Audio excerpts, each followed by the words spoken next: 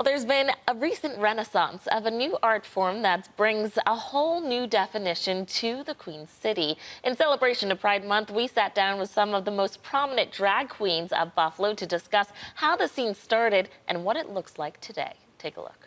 We celebrate Pride Month. We see many celebrations with performances from drag queens. But how did this form of entertainment begin? During the days of the Romans and also during Shakespeare, women couldn't be on stage, so the roles were played by men. So like Romeo and Juliet was actually Romeo and Julian.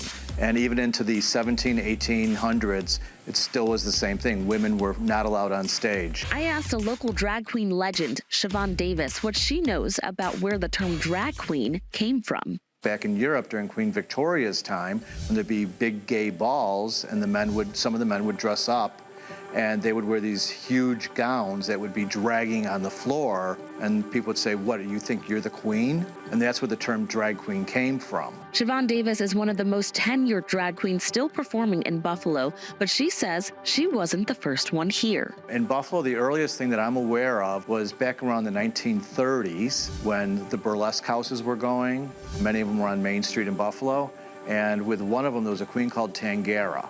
She was legendary. She was a hoot, and she would be an exotic dancer type thing, but nobody knew that she was a man. Had they known about it, it wouldn't have turned out so good for her. Siobhan discovered drag at an early age. Back in the 1950s and 60s, that's when drag shows started. There was a bar on Bailey Avenue called Frank's Casanova. My parents were part owners of it. And I remember as a little kid going, "She's pretty. And Mommy, how did you get Judy Garland here tonight? I thought she was dead." So that's where I first found out about drag queens. Born to perform, Siobhan, from a young age, took to the stage as a singer, but quickly had to find another means of expression. As a child, I was a really good singer, and I was the star of all the high school musicals, and then something happened, and I lost my voice. So this was like an expression for me. Siobhan explains back when she was starting drag and for many years after, things were not like today. You couldn't do shows in a bar. It just wasn't, unless you had like an entertainment license. They would do them in church halls or VFW post or somebody's basement or backyard. They would have that, but they had to be very careful with their advertising because many nights we got raided by the police. And in the middle of winter, you stand in a bar and you have to take everything off, everything, to prove you're a man. You can go pick up your clothes down at the police station. Through all the discrimination Siobhan and others faced, she knew she had to keep fighting. In 1982, Buffalo had their sesquicentennial parade. It was the 150th anniversary of the founding of the city. I wanted to have a gay float in the parade to represent the community of Buffalo. Drag queens and doctors, nurses, police officers, everything. And the mayor, Jimmy Griffin, said no. She got some lawyers together who helped her sue the city, and she got her float, creating history in the Queen City. And that was the first gay-type float with drag queens going down Delaware Avenue in June. It took another 14 years after that radical moment in Buffalo's history before the city had its first Pride Parade, and Siobhan looks back in awe of that prolific moment too. I'm on the steps of City Hall doing, not realizing at the time, I'm making history right now. I'm the first drag queen to perform on City Hall steps. I asked Siobhan how it felt for her celebrating at the 2024 Buffalo Pride Parade after being a trailblazing force from the start. I get emotional because I'll see all these families, gay families and straight families with their kids, and all these people, and then you get these young kids, the parade is led off by all the high school groups, the young kids, and it's when I was your age, we couldn't do that. And then I see families marching, and I see all these corporate, the banks and law offices and bars, straight bars, gay bars, and it's they're allies, they're supporting us.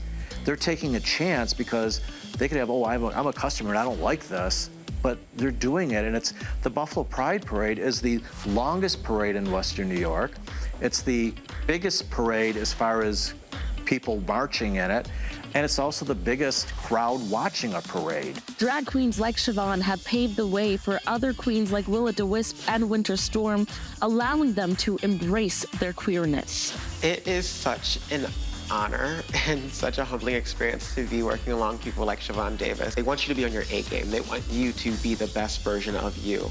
And sometimes it can be a little hard to hear, you're not doing this right, or doesn't look good. But without those critiques or without that guidance, I wouldn't be as glamorous as I am today. And you're quite glamorous. Thank you. Same to you. Winter Storm has been a performing drag queen for almost a decade and describes Buffalo's drag scene as an array of talent. Oh, it's so diverse. It's so diverse. Like, every queen has their own style, their own makeup look. It's such a melting pot in Buffalo with drag. A melting pot with talents like Willa DeWisp, who reflects on what pride means to her. Honestly, pride means being open and honest and authentic with yourself in a way that allows you to fight against people who just hate you for being who you are. The North Tonawanda High School graduate came out the summer before her freshman year at Princeton University, which turned out to be a weight lifted she didn't know was there. I didn't realize how much it weighed on me and my mental health in my life until I was just out living my authentic self, and it just felt good. If you're thinking about trying drag, here's some advice from the professionals. Earn your dues. Nobody starts out as a star.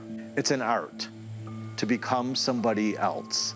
It's not just putting on, a wig and throwing some makeup on. You have to make the person believe. Just like an actor, you have to step into the role. Siobhan describes herself as wealthy suburban housewife who used to be a big Hollywood star, but she never made it. That's like my persona that I do. Like Siobhan, Willa explains the unique art form of drag transpires into something so much bigger for a human experience.